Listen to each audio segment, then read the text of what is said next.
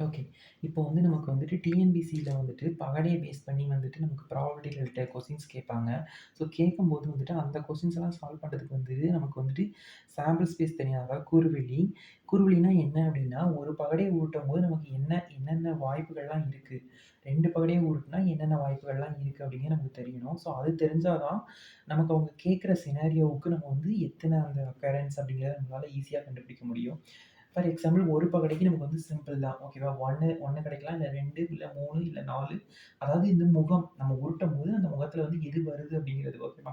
1லேருந்து 6க்குள்ள ஏதாவது ஒண்ணு கிடைக்கலாம். ஓகேவா? இதே இது இப்ப 2 பகடைய உருட்டுனோம்னா நமக்கு எப்படி கிடைக்கும் அப்படிங்கிறது.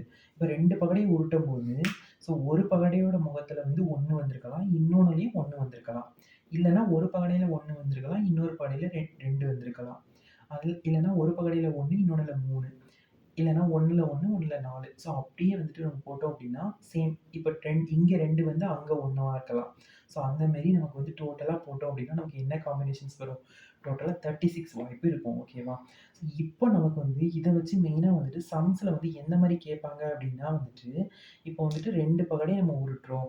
2 பகடை உருட்டும்போது 2 முகங்களிலேயுமே ஒரு போல நம்பர் வர்றதுக்கான பாசிபிலிட்டி என்ன அப்படின்னு ப்ராபபிலிட்டி என்ன அப்படின்னு நமக்கு கேட்கலாம். ஓகேவா? ஸோ நமக்கு வந்து இந்த கூர்வழி எழுதியிருந்தோம் அப்படின்னா, ஈஸியா நம்ம சொல்லிடலாம். 2லயுமே ஒற்போல வரணும் அப்படின்னா, இப்ப இந்த 6ல பார்த்தோம் அப்படின்னா, இந்த 1ங்கிறது ஒற்போல இருக்கு. அதேமாரி இங்க பார்த்தோம்னா, இந்த 2ங்கிறது ஒற்போல இருக்கு. அதேமாரி இங்க 3 இங்க 4 5 6 ஸோ அப்போ 6 டைம்ஸ் அந்த இது ஒற்போல இருக்கு அப்படிங்கிற மாரி சொல்லிக்கலாம். இல்ல அப்படின்னா, ஒரு சில சமயம் எப்படி கேட்பாங்க அப்படின்னா, முகங்களின் கூடுதல் வந்துட்டு இரட்டைப்படையில வர்ற மாரி இருக்கிறதுக்கான பாசிபிலிட்டி என்ன அப்படின்னு கேட்பாங்க.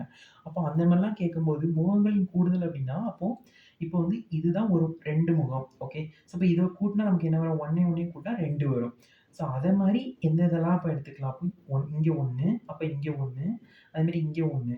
ஸோ அதேமாரி ஒவ்வொரு இதுலயும் 3, 3. அப்போ மொத்தம் 18 வரும். ஸோ இந்த மாரி நமக்கு இந்த இது எழுதியிருந்தோம் அப்படின்னா, அவங்க குடுத்திருக்க அந்த சினாரியோ வந்துட்டு நம்ம ஈஸியா இத வச்சு நம்ம வந்து ஐடென்டிஃபை பண்ணிக்கலாம். ஓகேவா?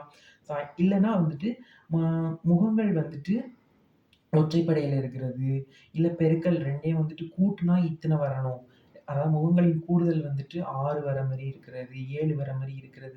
ஸோ அந்த மாரி ஏதாவது ஒரு காம்பினேஷன் கேட்டாங்க அப்டின்னா, நம்ம இப்டி எழுதியிருந்தோம் அப்டின்னா, ஸோ வந்து அத நான் ஈஸியா டக்குன்னு எடுத்து போட்டு நமக்கு வந்து சால்வ் பண்ணது கொஸ்டின் வந்து ஈஸியா சால்வ் பண்ண முடியும். ஓகேவா?